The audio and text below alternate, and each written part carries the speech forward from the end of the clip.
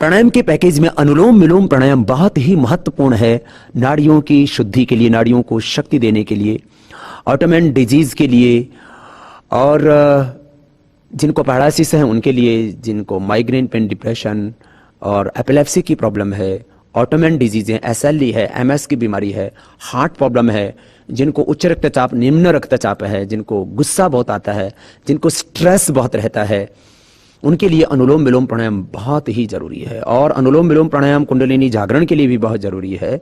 सारी नस नाड़ियों को ये शुद्ध कर देता है, हमें शिवत्व की अवस्था में लेकर के जाता है, शरीर, इंद्रिय और मन के दोषों से, उनकी पराधीनताओं से मुक्त करके हमें उच्च चेतना से युक्त कर देता है, देह को देवालय शिवालय बना देता है, शरीर के भीतर और बाहर एक बहुत बड़ा आध्यात्मिक ऊर्जा क्षेत्र तैयार हो जाता है, हमारा ऑरा बहुत स्ट्रांग हो जाता है अनुलोम विलोम प्राणायाम से।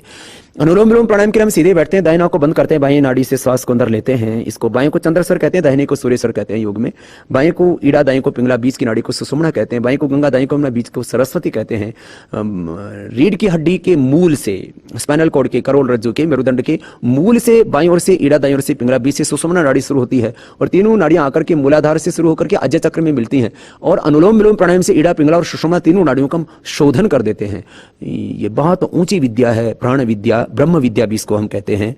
और दोनों स्वरों से चंद्र शक्ति, सूर्य शक्ति जुड़ी है। सोम और अग्नि, ये दो ही तो शक्तियां हैं पूरे ब्रह्मांड में, और सोम और अग्नि का समन्वय करते हैं, संतुलन करते हैं हम अनुलोम विलोम से। एनाबॉलिज्म, कैटाबॉलिज्म का संतुलन करते हैं तो बॉडी का मेटाबॉलिज्म अच्छा होता है अनुलोम विलोम प्राणायाम से। वात, पित्त, कफ, इन तीन दोषों का समन होता है अनुलोम विलोम प्राणायाम से। और फिजिकल, मेंटल, इमोशनल बैलेंस होता है अनुलोम विलोम प्राणायाम से। शारीरिक, मानसिक, भावनात्मक संतुलन होता है। भीतर जितने भी केमिकल्स और हार्मोन्स का इंबैलेंस है वो सब कुछ बैलेंस होता है अनुलोम विलोम प्राणायाम से। दाहिने नाक को बंद करके बाएं नाक से श्वास धीरे धीरे भरते हैं, फिर दाएं से छोड़ देते हैं,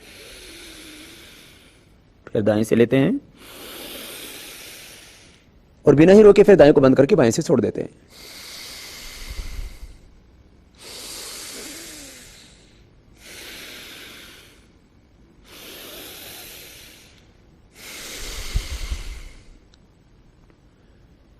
बाएं से श्वास लेना, दाएं से छोड़ना, दाएं से लेना, बाएं से छोड़ना।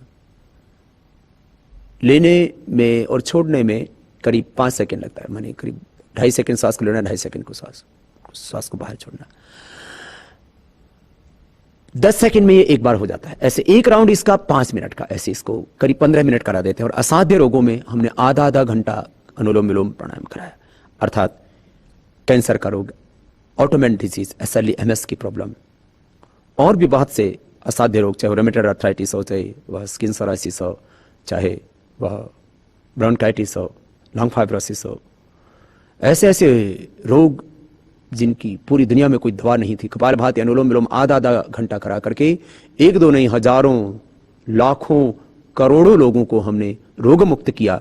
और हम इस निष्कर्ष पर पहुंचे कि 8 प्राणायामों में ये जो 2 मुख्य प्राणायाम है, कपालभाति, अनुलोम विलोम, इनको कर लिया जाए, सामान्य रोगों में आधा घंटा और असाध्य रोगों में आधा घंटा, तो देह में कोई रोग नहीं रह सकता और यह देह देवालय शिवालय बन जाता है। हम शिवोहम अहम ब्रह्मास्मि कह उठते हैं, इसकी अनुभूति करने लगते हैं।